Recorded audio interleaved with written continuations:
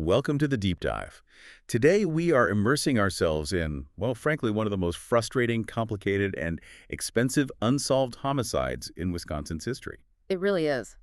This case, it spans institutional secrets, explosive allegations of church corruption, and ultimately the tragic end of a man who was, by all accounts, highly effective but also deeply polarizing. We were focusing on the brutal murder of Father Alfred Kunz. The crime happened on March 4th, 1998, in Dane, Wisconsin, a tiny, quiet, rural village. Yeah, Tiny's right. Population back then was just 621 people. I mean, this kind of violence, it just didn't happen there. You wouldn't expect it. But it did happen. Father Kunz, he was 67, the longtime pastor at St. Michael Church, was found dead. Found in the school hallway right next to his living quarters. And the discovery, it was made just after 7 in the morning by a teacher, a guy named Brian Jackson. The first deputy on the scene, David Katenock, described it as just overwhelming. Completely. Kunz was face down, pool of blood. The brutality was immediately obvious. His throat had been slit, so savagely, actually, that he was nearly decapitated. Which means massive, immediate blood loss. Carotid artery severed. Exactly. And on top of that, he also had several stab wounds, though fewer than 10. It wasn't just the throat. And the scene itself told the story, didn't it? The blood spatter. Oh, absolutely. It wasn't clean. Blood was everywhere on the lockers, lining the hallway across the floor, and crucially, there was significant arterial spray. That points to, well, extreme violence. A struggle, maybe. A burst of rage. Precisely. It led Deputy Katenock right from the start to believe this was a deeply personal crime, not random. So here we are, 27 years later, as of 2025. And it's still Dane County's most extensive and most expensive unsolved homicide. And to really grasp why it's remained unsolved for so long, you absolutely have to understand the victim, Father Kunz. His life wasn't simple at all. No, he was this traditionalist priest, right? But also a canon lawyer, consulted internationally. An activist, too. Yeah, he navigated this really treacherous world of deep church politics, internal conflicts, scandals. It's complex. So our mission today really is to take all these different pieces, the missing evidence, these institutional threat theories, the personal conflicts, the new technology, and try to unpack them. Was it just a robbery gone wrong? Interrupted, maybe? Or was it a calculated personal vendetta? Or, and this is the big one for many people, was Father Kunz assassinated because, as people in his circle believed, he just knew too much. Yeah. About high-level church corruption, possibly. We're going to explore all those conflicting theories, and we'll definitely look at the critical role, maybe the game-changing role that partial DNA evidence plays in keeping this case very much active today. Okay, so let's start with the man himself, Father Alfred Kunz. Because understanding who he was professionally, I think that's key to unlocking potential motives here. He wasn't just a parish priest. No, not at all. He was a power broker, in a way, behind the scenes. He'd been at St. Michael for 31 years, since 1967. A long time. But his real influence, you're saying, came from his expertise in canon law. Absolutely. Canon law is the internal law of the Catholic Church. He was a recognized authority on it. Priests, even bishops, from all over the country consulted him on complex church matters, things that often tangled up with civil law, too. But that expertise, professionally, it seemed to clash pretty violently with his theological views, didn't it? He was a bit of a contradiction within the church hierarchy. A huge contradiction. He was a staunch, really uncompromising traditionalist. He outright rejected the modernization efforts that came out of the Second Vatican Council, Vatican II, back in the early 60s. And just to remind people, Vatican II was this huge shift, right? Trying to modernize the church. Exactly. It changed things like the Mass. Moving away from the traditional Latin Mass, where the priest faced the altar and spoke Latin, towards the Novus Ordo Mass in the local language, priest facing the people. Kunz saw these changes as, well, an offense, a watering down of the sacred liturgy. So he was kind of a spiritual rebel. The sources say he often celebrated the traditional Latin Mass anyway, sometimes without his bishop's okay. He did. It was a clear sign of defiance. And he was openly critical, not just about the language, but about, contemporary music in church, modern architecture, even guitars during services. He felt it all detracted from the Mass's deep spiritual meaning. That stance must have earned him some powerful enemies within the church, the ones pushing for modernization. Oh, certainly. But it also made him a hero to traditional Catholics worldwide. Locally, though, he was known for being pretty authoritarian, stern even. Yeah, I read he instilled a strong fear of damnation in parishioners. Like, telling them sending kids to public school was a mortal sin. He did. That's documented. It's a heavy message, a really difficult one for people to hear from their pastor. Creates friction. Yet there's this other side to him, this generosity that seems almost radical compared to the stern image. It's a constant dichotomy. He famously took no salary from St. Michael's, relied on small gifts, offerings. He was known for just giving cash to parishioners who needed it, or his teachers if they were struggling, fixing up old cars to help people out, things like that. And this detail really stands out. He left the church doors unlocked. 2047. Yeah. 24 hours a day, 7 days a week, deliberately, so that strangers, people down on their luck, people on the fringes could find shelter, even in a small town like Dane. Wow. That speaks to a really deep faith, maybe a sense of mercy. That's kind of hard to square with the unyielding theological rigidity. Exactly. It's that contradiction again. Fierce dogma on one side, profound compassion on the other. Makes him hard to categorize. Okay, let's get into the timeline.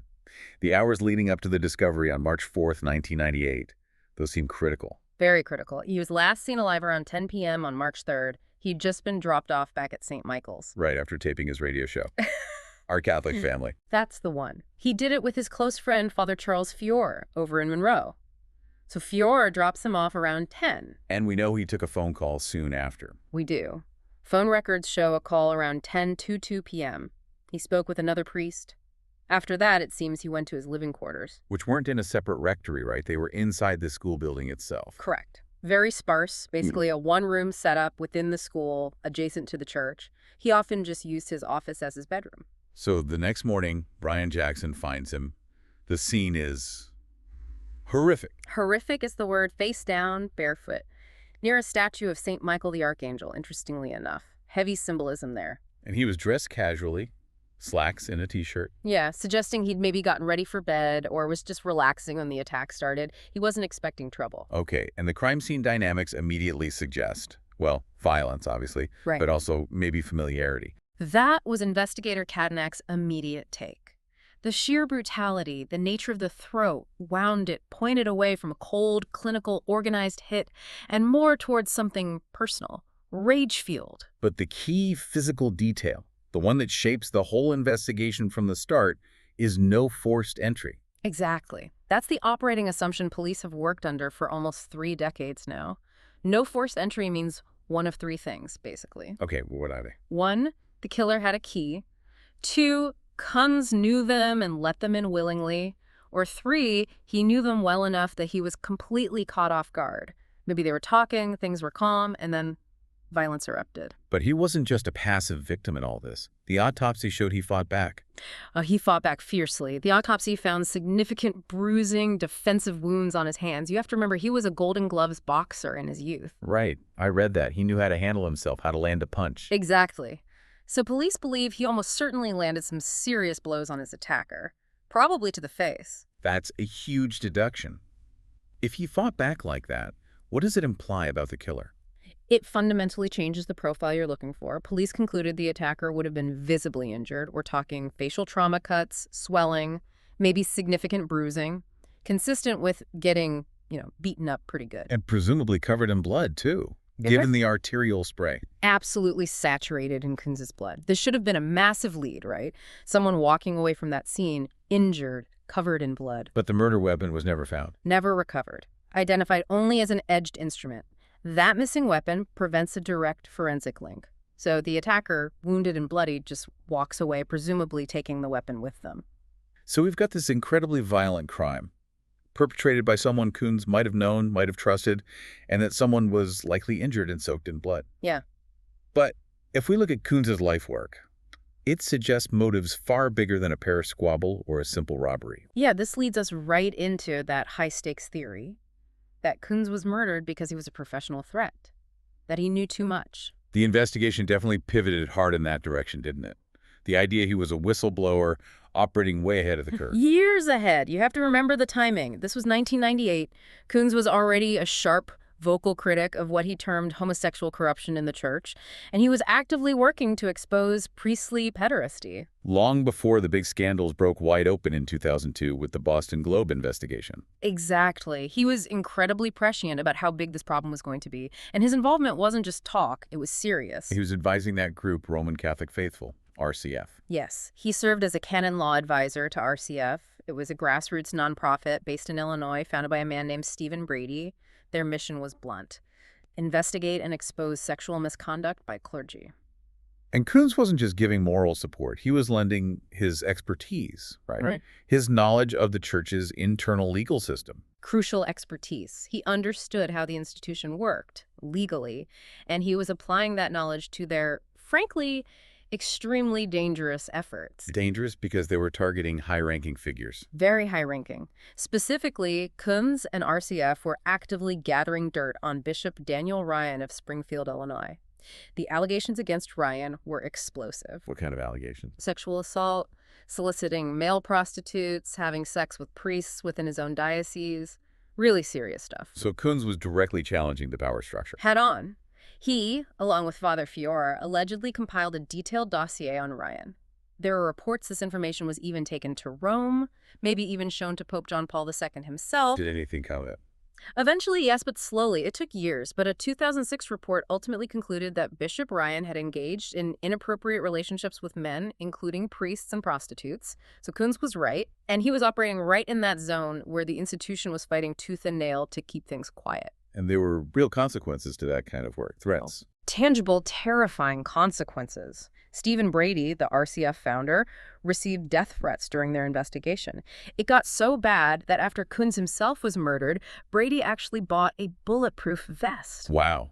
And Kunz himself felt the danger. Reportedly, yes.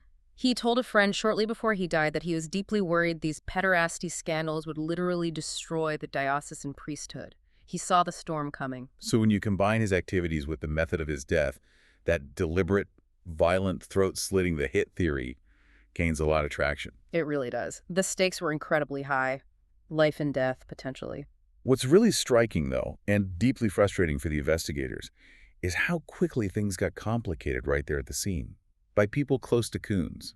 Let's talk about the school principal, Maureen O'Leary. Right. O'Leary's actions became a major sticking point. Police officially described her as uncooperative pretty early on. She apparently told detectives things like, "You'll never solve it," or "You should just let it go." She did. Later, she tried to justify it, saying she was just trying to protect Father Kunz's reputation from, gossip and speculation that a police investigation would inevitably stir up. But regardless of her motive, her actions had a huge, immediate impact on the evidence, didn't they? The Rolodex. A Rolodex, that's critical. O'Leary was allowed to remove Kunz's Rolodex from his office before the police had fully secured the crime scene. And you have to think, in 1998, what a Rolodex represented for someone like Kunz. It was everything, especially for a canon lawyer involved in high-level confidential work. It was his entire network contacts in Rome, people involved in the RCF investigations, sources he was cultivating, his whole black book. So losing that meant investigators couldn't compile a list of his most crucial contacts. Exactly. It effectively severed a key investigative link right back to those institutional secrets he was digging into. A huge blow. And there was that lead about a phone call. A heated conversation. Yes, Kunz was overheard having a heated phone conversation the morning before he was killed. Without the Rolodex, tracing who he was talking to, who might have been confronting him or threatening him, became exponentially harder. That could have been the killer, or someone connected. And O'Leary wasn't the only one investigators had concerns about. What about Father Fiore, his best friend? Detectives also came to suspect Father Fiore, Kunz's radio co-host and close friend, might be holding back information. Fiore was Kunz's confidant. He specifically helped Kunz compile those lists of allegedly problematic priests. So the two people arguably closest to his professional secrets were seen as, let's say, less than fully forthcoming. Right, which only fueled the theory that the motive, and maybe the killer, was hidden somewhere within the institutional church structure itself. And the claims supporting an assassination theory got louder, especially from within Kunz's own traditionalist circle. They certainly did. Bishop Richard Williamson, a prominent traditionalist priest, was very direct with police. He told Detective Wayne Honor he wouldn't be surprised at all if someone high up in the church hierarchy had actually put a price on Kunz's head. And he even made a gesture. Yeah, reportedly made a very graphic throat-slitting motion while saying it. Chilling stuff. Then there was Ryan St. Anne Scott, a bit of a controversial figure himself. Very controversial. An ex-felon, self-proclaimed priest who saw Kunz as a spiritual mentor. Scott claimed point blank that Kunz was assassinated by unscrupulous church leaders, specifically those pushing the Vatican II modernizations that Kunz fought against. Scott believed Kunz was about to blow the whistle. Yeah, that Kunz was on the verge of publicly exposing what Scott called multifaceted corruption that had totally permeated the church. So these weren't just vague rumors, they were direct accusations of a targeted killing, stemming from that specific institutional conflict. It's easy to see why the professional hit theory gained so much traction. But police couldn't just focus on that. They had to look at everything else, right? Local conflicts, money issues, even stranger things. Absolutely. And there was plenty to look at right there in Dane. Father Kunz's management style, very authoritative, take no prisoners, definitely created enemies locally. How so? While he wasn't afraid of conflict, he dismissed the entire parish council once when they disagreed with him. And there was a very public fight where he essentially forced nuns out of St. Michael's School over disagreements about how it should be run. That kind of thing definitely breeds resentment in a small community. Deep personal animosity. For sure. And then there were the finances. Investigators found some large, kind of suspicious money transfers between church accounts shortly before he died. Embezzlement, or just mismanagement. It was never confirmed as a motive, but it definitely raised red flags. Could there have been a dispute about money? Mismanagement that someone wanted covered up? It had to be considered. Plus, he changed his will shortly before he died, changing the executor. Yes, which is always a potential signal, isn't it? It suggests something significant, maybe something contentious or even dangerous was going on in his personal or financial life. And inevitably, police had to look into his personal life, his vow of chastity, given the local gossip. It's standard procedure, if uncomfortable. Detectives did interview at least 2 women who claim they'd had intimate relationships with Kunz over the years, spanning maybe 2 decades. But they ruled that out as a motive. They pursued it thoroughly, but yes, by 2008, the official word from authorities was that any alleged impropriety was not the reason he was killed. The focus swung back to the bigger theories, the institutional secrets, or maybe just a straightforward robbery. Okay, let's talk about that burglary interruption theory. Why was that considered so plausible for so long? Why was Kunz seen as vulnerable to just a random crime? Predictability was a big factor. His routine was well known, coming home late after the radio show. But more than that, St. Michael's itself had known security issues. It was seen as a potential target. What kind of issues? Well, for one, his office had actually been burglarized before, back in 1994. His gun was stolen then. So that established the church as, a place that could be hit. And there was cash on hand. That was the other thing. There were reports of some collection money going missing in the weeks right before the murder. And apparently bags of the Sunday collection money were sometimes left sitting around undeposited for weeks. That creates a tempting target for someone looking for a quick score. So police checked out local burglars. Oh, yeah. They looked very closely at known property criminals, people with violent histories like Jeffrey Maas and Robert Pulvermacher. They were eventually ruled out. But the core idea remained viable. The idea being a local thief, knowing the routine, knowing there might be cash, tries a quick break-in. And gets interrupted by Father Kunz. Panic sets in, maybe Kunz fights back, and the robbery explodes into extreme violence. Given the sheer ferocity of the attack, investigators felt a burglary gone wrong could absolutely escalate into that kind of passionate, rage-fueled killing. Now, we have to get into probably the most bizarre and frankly unsettling angle of this whole case, the occult and exorcism connection. Yeah, this one tacks right into Kunz's deep traditionalist spirituality. He was a student and an associate of Malachi Martin. Malachi Martin, the controversial author and self-proclaimed exorcist. That's him. Martin's whole worldview was centered on this idea of an active, ongoing spiritual war between good and evil, God, and, well, Luciferians. And after Kunz died, Martin had a theory. Immediately, Martin saw Kunz as a soldier, a Christ's hero in this spiritual war. He claimed Kunz was murdered by these Luciferians as retaliation for his work, particularly his work involving exorcism. Now, Kunz wasn't an official exorcist, was he? Sanctioned by the diocese. No, that's important. He was never officially recognized or sanctioned by the Catholic hierarchy in Madison to perform exorcisms, but reports say he did perform the rites anyway, without their permission. Which is risky. Extremely risky, according to sanctioned exorcists. They warned that performing these rites without proper training, authority, and spiritual protection is dangerous. It could expose the priest and the person they're trying to help to forces they can't handle. It certainly put Kunz in contact with people who were deeply troubled, potentially violent, or involved in things far outside normal parish life. And then there's that really gruesome local incident just 2 nights before the murder. The mutilated calf. The timing is just incredibly unsettling. March 2nd, 1998, Yeah. less than 15 miles from St. Michael's, on a remote farm, a calf is found dead, mutilated. And the way it was mutilated. Its throat was slit, same method used on Kunz just 2 days later, and its genitals were removed. Why did that specific combination, throat slit, genitals removed, immediately make people think of occult rituals? Historically, those kinds of specific non-predatory animal mutilations have sometimes been linked to ritualistic activities, sacrifices, or darker occult practices. Given how Kunz died the brutality, the throat wound, some people immediately jumped to the conclusion that the calf was some kind of rehearsal. A practice run for the murder. That was the speculation. Police did confirm that rumors about Kunz himself being ritually mutilated were false. But the timing, the proximity, the identical method for the throat wound, it created this palpable sense of something dark, maybe even demonic, surrounding the crime. Okay, so police are juggling all these potential motives. A professional hit tied to church secrets, a personal vendetta from the parish, a simple burglary gone horribly wrong, even a cult revenge. It's overwhelming. But over time, the focus did narrow, didn't it? For years, it seemed like they were really zeroed in on one person. They were, and that person was Brian Jackson, the teacher who found Father Kunz's body and called 911. Why was he so suspect from the beginning? Deputy Katnack, the first officer there, noted Jackson seemed unsteady, and crucially, his hands were covered in blood when law enforcement arrived. That immediately raised red flags. And one detective, Kevin Hughes, really latched onto him. He did. Hughes led the investigation for a while and reportedly became convinced of Jackson's guilt. He spent years trying to build a case against him. Jackson himself pushed back on that, right? Saying it hurt the investigation.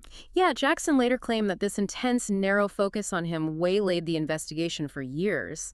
He argued valuable time and resources were wasted trying to pin it on him instead of looking for the actual killer, the person who walked away wounded and blood-soaked that morning. It does raise a question.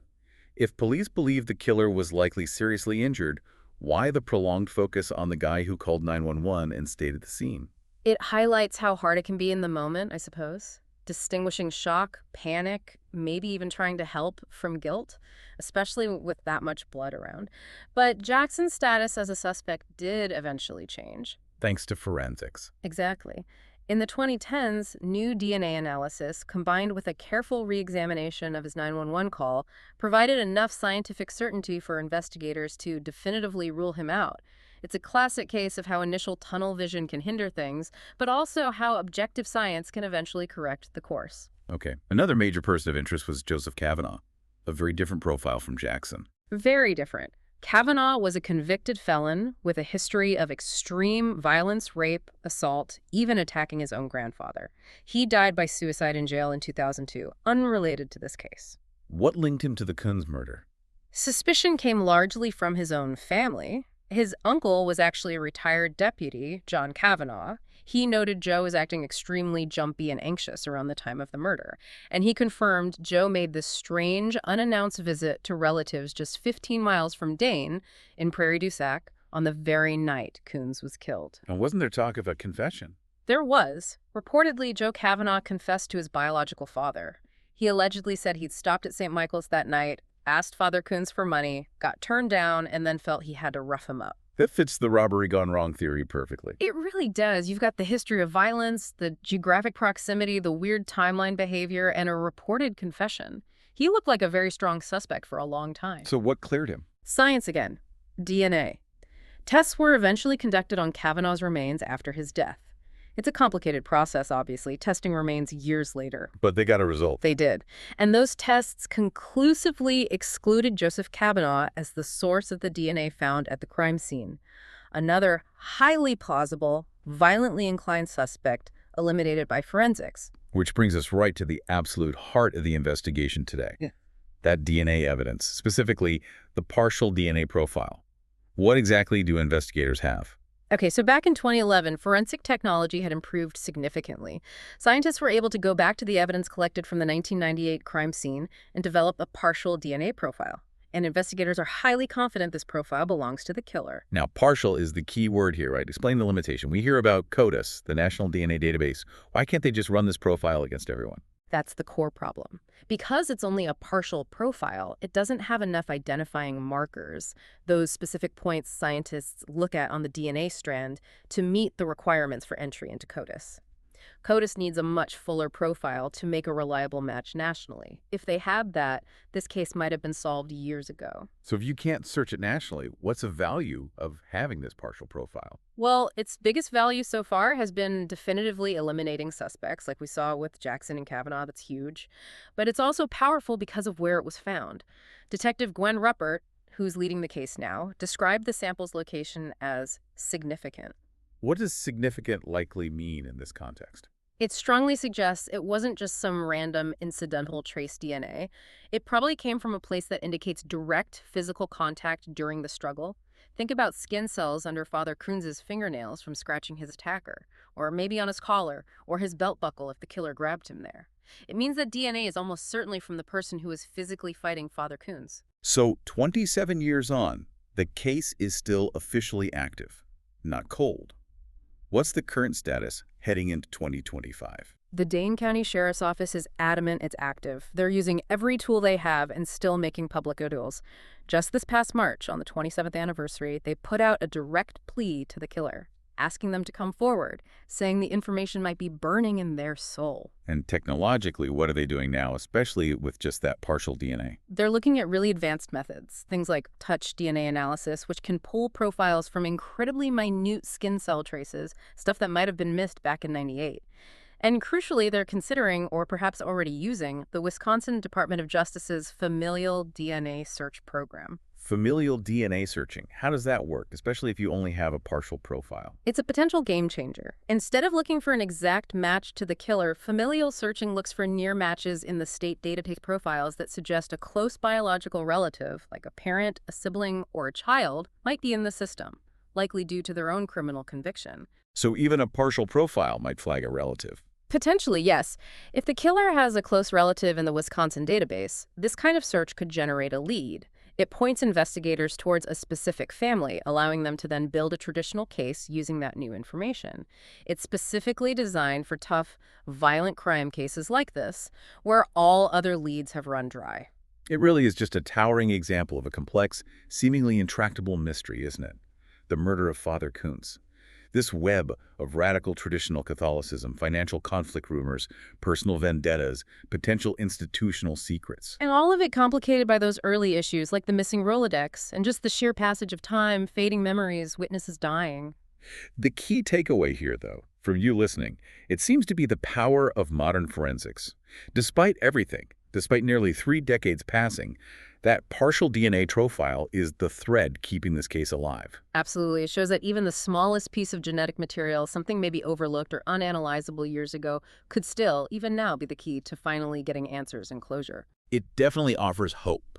Hope for the investigators, for the community in Dane, but it also leaves us with a really provocative final thought, especially when you think about who the killer might be. Yeah, the retired Dane County Sheriff, David Mahoney, made this really poignant observation. He said if the killer is Catholic and still alive, even going to confession might not be enough to ease the guilt that's likely burning in their soul. And think about who the DNA has excluded. Exactly. That partial DNA has definitively ruled out Brian Jackson, the teacher they focused on for so long, and it ruled out Joseph Kavanaugh, the violent felon with the reported confession. 2 prime suspects gone. So the continued silence.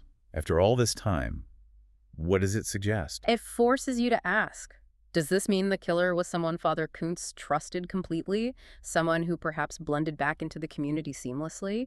Or is it someone who never had a major criminal record, but remains hidden deep within those institutional conflicts, those church secrets, that Father Kunz spent his last years trying so hard to expose? How long can loyalty, or maybe fear, protect a murderer? An utterly chilling thought.